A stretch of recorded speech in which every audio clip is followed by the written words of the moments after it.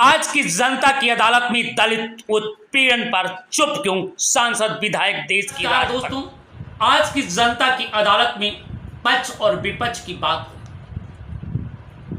अक्सर होता है कि दलितों के मुद्दों को लेकर के सरकारें चुप क्यों हो जाती, सरकारें बोलती क्यों नहीं, और जो दलित समाज में पैदा हुए सांसद और विधायक लकवा क्यों मार जाता है? आप सदन में बोलते क्यों नहीं हैं?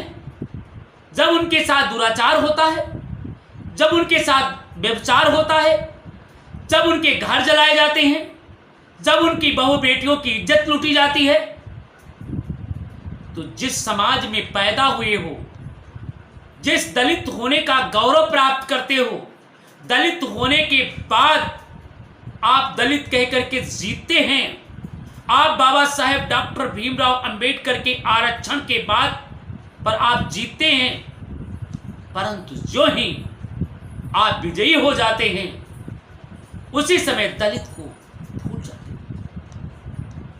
ऐसे दलित नेताओं को कब तक धोते रहोगे? ये दलित समाज के, शोषित समाज के, वंचित समाज के लोगों से मैं अपील करना चाहता हूं। दलित, बैकवर्ड और माइनॉरिटी के लोग ये कहते हैं कि ये प्रिय भाइयों, बहनों, माताओं, यदि किसी के दलित का उत्पीड़न होगा तो बर्दाश्त नहीं।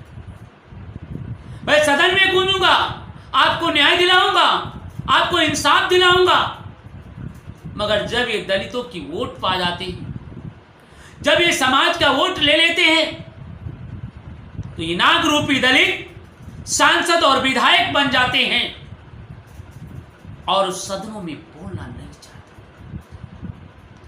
हम बात करेंगे भारत के विभिन्न हिस्सों से। पूरे देश में भारतीय संविधान भारत के कोने कोने में लागू है। भारत के संविधान के अनुसार निर्वाचन होता है। आरक्षित सीट पर दलित, शोषित, वंचित समाज के लोग जीत करके जाते हैं और इसलिए प्रतिनिधित्व करते हैं कि जब मैं जीत जाऊंगा तो अपने समाज पर हो रहे जुल्म, जास्ती, उनके अधिकार, उनके हक को दिलाएंगे। परंतु शर्म तब आती है जब हमारे समाज के नेता, जब दलित समाज के नेता, जब दलित समाज के लोग, जब दलित समाज के सांसद अपनी दुम दबा करके बैठ जाते हैं, सदन में नहीं बोलते हैं। हमारे दलित समाज की बहन और बेटियों की इज्जत लूटी जाती है, उनके साथ व्यभिचार होता है, उनके साथ अन्याय होता है, उनके साथ ना जाने क्या क्या होता है। यहां तक कि दलितों को घोड़ी पर बैठना जुर्म है। दलित को किसी को छूने का अधिकार नहीं है। दलित को अच्छे कपड़े पहनने की आज भी अधिकार नहीं है, जबकि बाबा साहेब डॉक्टर भीमराव अंबेडकर द्वारा दिए गए भारतीय संविधान को करीब 76 साल गुजर रहे हैं। हम 76वां स्वतंत्रता दिवस मनाने जा रहे हैं, परंतु आप केवल बाबा साहेब डॉक्टर भीमराव अंबेडकर के नाम पर वोट लेकर के चुप्पी साध लेते। आखिर कब तक सकते? अरे जागो, अरे प्रिय भाइयों, बहनों, माताओं, जाग पड़ो और ऐसे बेईमानों को 2024 में आस्तीन के सांपों को साफ कर दो। बता दो तुम्हें वोट पाने का कोई अधिकार नहीं है। चाहे मणिपुर की घटना रही हो, चाहे वो उत्तर प्रदेश रहा हो, चाहे बिहार रहा हो, चाहे राजस्थान रहा हो, चाहे गुजरात रहा हो, और चाहे वो कोई भी प्रदेश रहा हो, जहां पर दलितों के उत्पीड़न की घटना सदन में नहीं गूंजती है, दलितों को इंसाफ नहीं मिलता है। प्रिय भाइयों, अभी हमारे देश के प्रधानमंत्री महोदय ने चुनाव के समय कहा था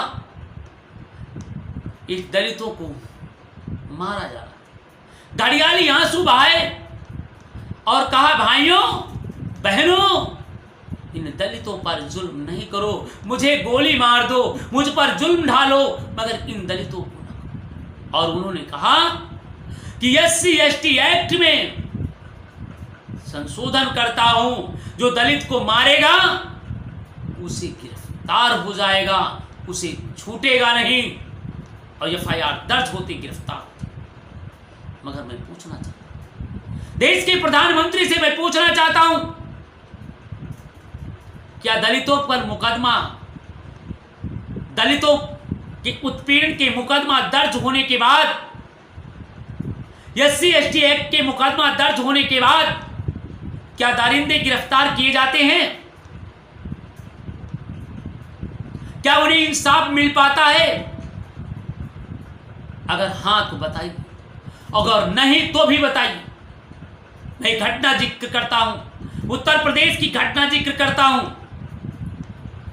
जनपद सीतापुर के थाना अटरिया के अंतर्गत ग्राम मुराव खेरे में दलित रहते हैं।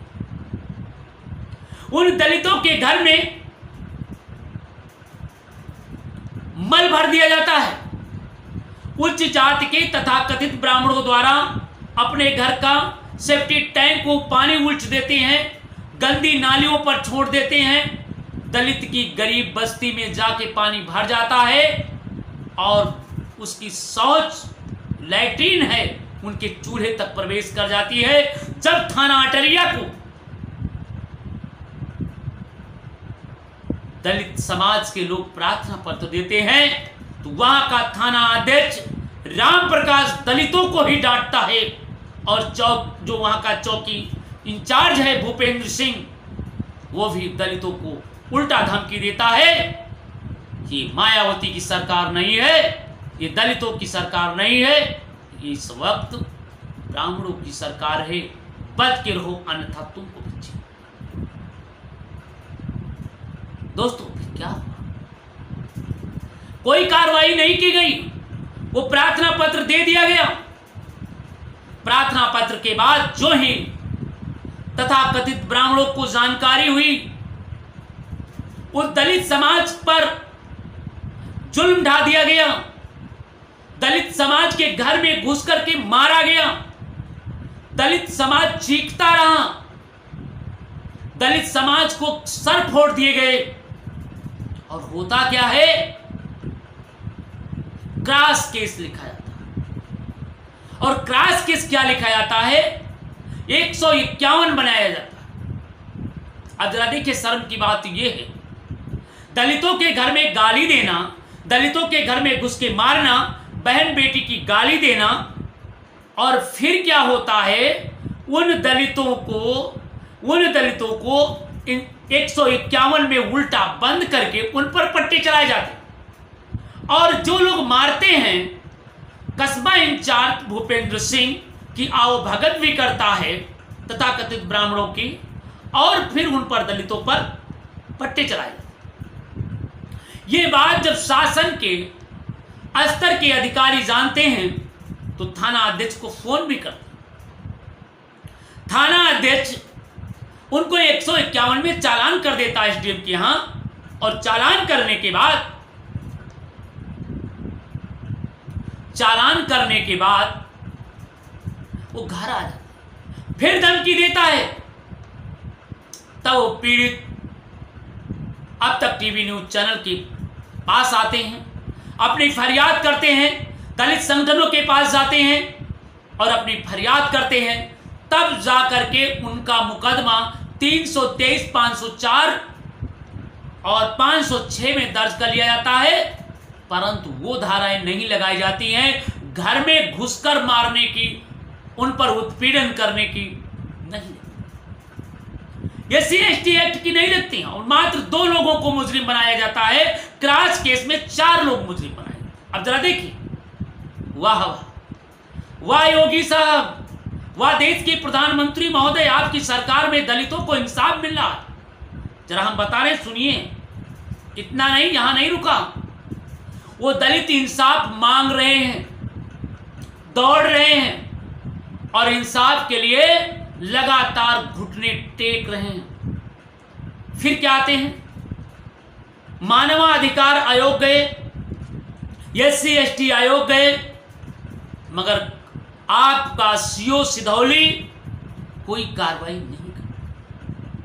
बताया जा रहा है सूत्रों द्वारा केवल 2 ब्राह्मणों पर 323, 504, 506 की धाराएं लगा करके चार्जशीट भेज दी जाती है, उन्हें गिरफ्तार नहीं किया जाता है, जबकि दलितों को 4 दलितों पर मुकदमा दर्ज करके उनको भी चार्जशीट भेज दी जाती है। वाह, मारो तो भी मुकदमे, मार खाओ तो भी मुकदमे।